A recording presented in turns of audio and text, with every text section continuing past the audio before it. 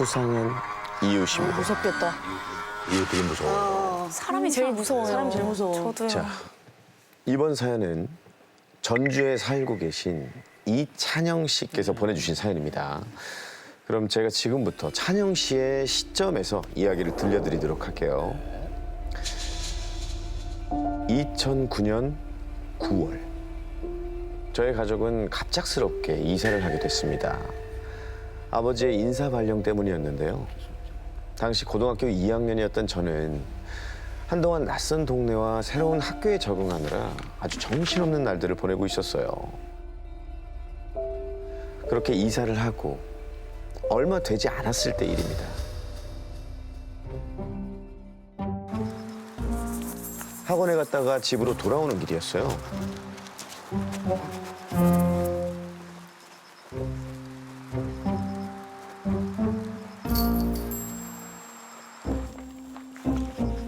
버려가자. 저희 아파트는 이 주차장 옆쪽에 분리수거장이 있었거든요. 놀래라. 분리수거장 한쪽에 어떤 여자가 쪼그려 앉아 있는 거예요. 뭐지? 혼자 뭐 하나 싶어서 슬쩍 봤는데 이 사료랑 물이 담긴 그릇을 앞에 두고 있었습니다. 캔맘 같은. 길고양이 밥을 챙겨주는 것 같았죠. 그걸 보고 저분이구나 싶었어요. 분리수거장에 길고양이 밥을 챙겨주는 아줌마가 계신다는 이야기를 들었거든요. 고양이 밥 주고 계시군요. 안녕히 계세요. 지나려던 그때 나랑 같이 놀래? 나랑 놀자. 응? 우리 집에 가자. 딱 봐도 일반적이지 않은 모습이었고 티셔츠랑 슬리퍼를 신고 있었는데 나이는 40대 초중반으로 보였어요. 되게 며칠 안 씻은 사람처럼 되게 깨져져 있어요. 머리도 아감아서 헝클어져서 눈이 가려져가지고 입만 보이고요. 무섭기도 하고 이질감이 많이 들더라고요. 이질감, 진짜 정확한 표현이네. 거기다가 이 진하게 풍겨오는 알 수 없는 악취까지. 좋은 일 하시는 분 같긴 한데 어쩐지 조금 껄끄럽더라고요. 전 아줌마를 피해서 얼른 공동현관으로 들어갔습니다. 그리고 엘리베이터 앞에 섰는데 하필 점검 중이라는 거예요. 뭐야?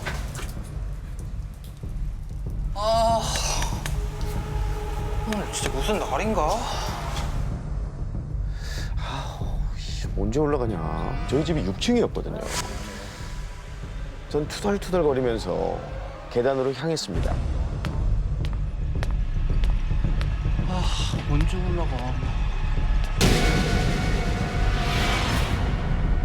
아까 그 아줌마는?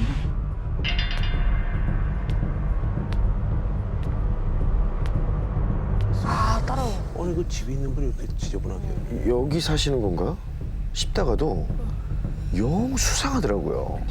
빨리 집에 들어가야 했다는 생각에 2칸, 3칸씩 빠르게 계단을 오르기 시작했습니다. 그런데 그분이 계속해서 제 뒤를 쫓아오는 거예요.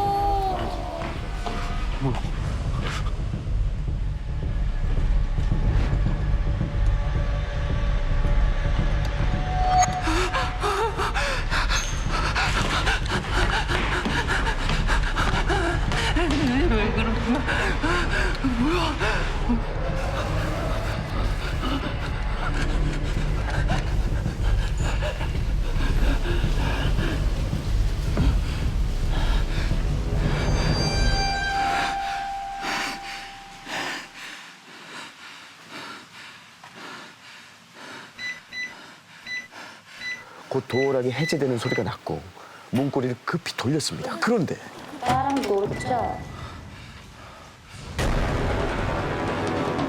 아줌마가 복도로 완전히 들어서서 제 쪽으로 걸어오기 시작해요. 갑자기 현관문이 열리질 않는 거예요. 점점 가까워지는 거리에 두려운 마음까지 들었습니다. 그런데 벼랑간 아줌마가 이웃집인 606호 앞에 멈춰섰어요. 때마침 저희 집 현관문이 열렸고 전 재빨리 집 안으로 들어갔습니다. 찬우야, 웬 땀이 이렇게 흘려? 왜 그래? 근데 엄마 혹시 606호에 사는 아줌마 알아? 아줌마? 글쎄, 그러고 보니까 606호 사는 사람은 한 번도 본 적이 없긴 하네. 뭐지? 진짜 이웃인가? 찝찝한 마음이 끝까지 가시질 않았지만 그날은 그냥 그렇게 넘어갔습니다. 그런데 며칠 후 늦은 밤 집으로 돌아왔을 때였죠.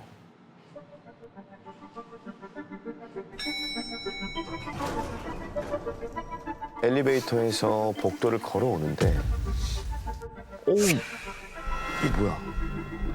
코를 찌르는 악취가 복도에 가득한 거예요. 여름이었나? 이 냄새는 분명 지난번에 그 아줌마를 마주쳤을 때 맡았던 냄새거든요. 그분의 장치였구나. 어디 헉, 보고 있는 거 아니야?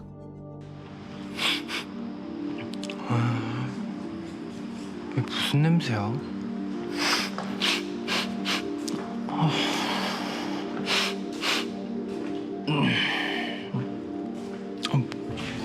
그리고 바로 그때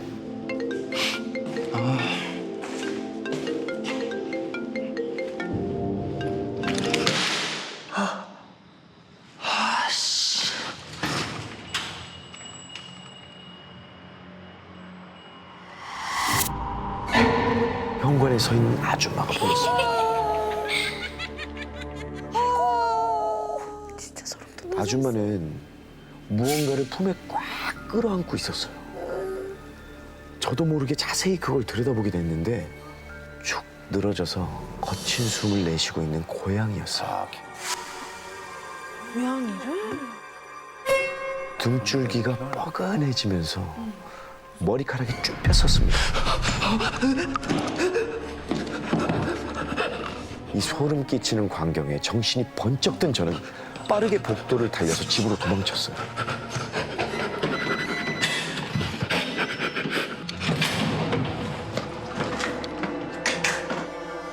그리고 현관에 들어서자마자 부모님께 조금 전 상황을 횡설수설 설명했습니다. 냄새? 아까 저녁까지만 해도 안 그랬는데. 아, 당신 혹시 무슨 냄새인지 알아요? 냄새가 글쎄. 찬영이 너 공부하기 싫으니까 또 쓸데없는 장난치는 거 아니야? 하얗게 질린 얼굴로 절대 아니라며 울먹이는 저를 본 두 분은 그제야 심상치 않다 여기시곤 어떻게든 아줌마를 만나서 단판을 지어야겠다면서 사흘 밤낮으로 606호를 찾아가셨는데요. 끝까지 아줌마를 만나지 못했습니다. 저희 가족은 결국 아파트 관리소에 찾아가서 민원을 넣었습니다. 그런데 그 집에서 나는 악취 때문에 이미 여러 건의 민원이 들어왔다는 거예요. 이거 실체야 그럼. 실체가 있어. 그것만 맡은 게 아니구나. 그럼 어쨌든 뭐 관리소에서 나서겠다 싶어서 좀 더 기다려보기로 했죠. 그리고 그날 밤 전 엄마 심부름으로 편의점에 다녀오기 위해서 집을 나섰어요. 또 떡국이야? 우리 집 맨날 떡국만 먹나?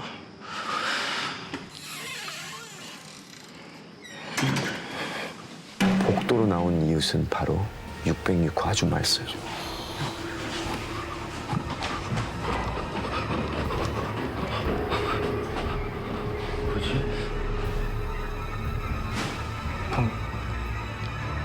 전 일단 가까운 계단 쪽 기둥 뒤로 몸을 숨겨서 아줌마를 지켜봤습니다.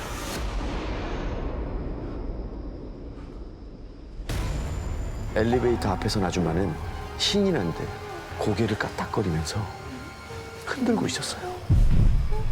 그런데 자세히 보니까 쓰레기 봉투 밑으로 검붉은 액체가 고여 있는 거예요. 그건 피였습니다. 검붉은 피는 복도 바닥에도 남아 있었어요. 그럼 도대체 저 쓰레기 봉투 안에 뭐가 들어있는 거지? 제가 여기 있다는 걸 절대 들키면 안 될 것 같다는 생각이 들었어요. 빠른 걸음으로 어두운 계단을 내려가고 있을 때였습니다.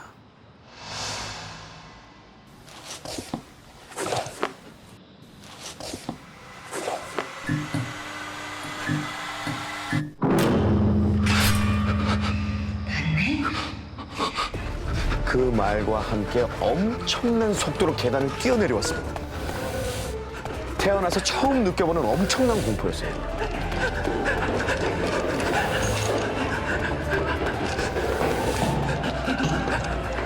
정신없이 뛰어내려가다 보니 어느새 1층 공동 현관이 보였어요. 가쁜 숨을 몰아쉬면서 출입구로 발을 마저 뻗는 순간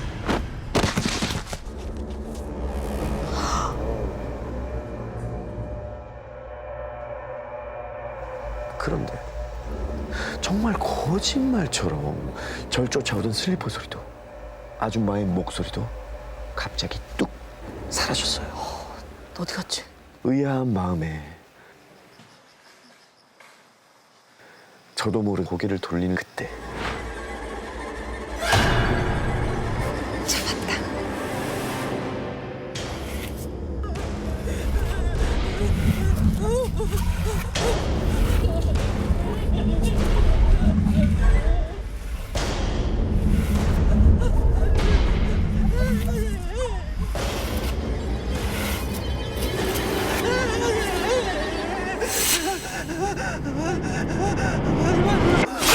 이거 뭐야? 전 그 자리에서 정신을 잃고 말았습니다. 그리고 눈을 떠보니 왜 그래? 전 제 방 침대 위였고 엄마께서는 절 걱정스레 내려다보고 계셨어요. 왜 그래? 화들짝 놀라 허리 쪽을 이렇게 쓸어봤지만 몸엔 상처는 없이 멀쩡했습니다. 꿈이야 꿈. 엄마께 여쭤보니 공동 현관에 혼자 쓰러져 있는 저를 새벽에 발견하셨다는 거예요. 꿈이 아니야. 왜 그래? 그 아줌마. 그 아줌마가 날 칼로 찌르려 했어. 아, 무슨 소리야? 엄마는 크게 놀라시며 오늘 아침에 있었던 일에 대해서 이야기해 주셨습니다. 뭔가 있긴 있구나. 아니 그 집 기척이 없어서 아까 관리소에서 경찰 불렀거든? 근데 글쎄 그 집 아줌마 집에서 혼자 돌아가신 지가 일주일 정도나 됐다더라고. 아 뭐야 이거. 뭐야. 아, 옆집인데 진짜 꺼림칙하네. 아줌마의 시체와 함께 방치된 집은 그야말로 지옥 같았다고 합니다. 그래서 악취였구나. 그 시제성 냄새.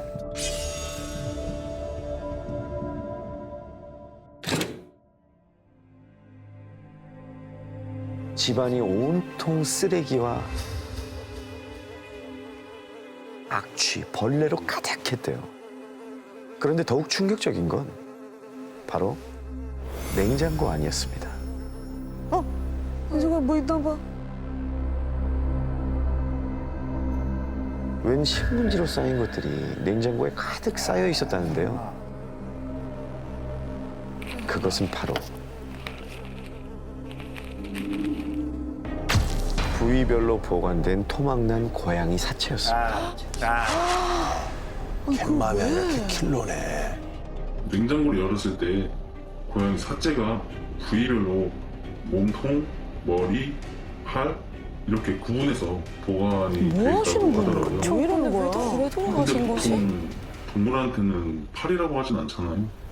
그런 걸 보면 혹시나 다른 대상한테 하기 위한 예행 연습 그런 게 아니었나 싶기도 해요. 만약에 아줌마가 돌아가지 않고 그 일을 끝까지 했다고 하면 상상만 해도 끔찍하죠. 14년이 지난 지금까지도 이 열린 문틈 사이로 나던 끔찍한 죽음의 냄새가 잊혀지지 않습니다. 저는 죽은 아줌마의 환영을 받던 걸까요? 끔찍한 자신의 범행을 목격한 저에게 아줌마는 무슨 짓을 하려고 했던 걸까요?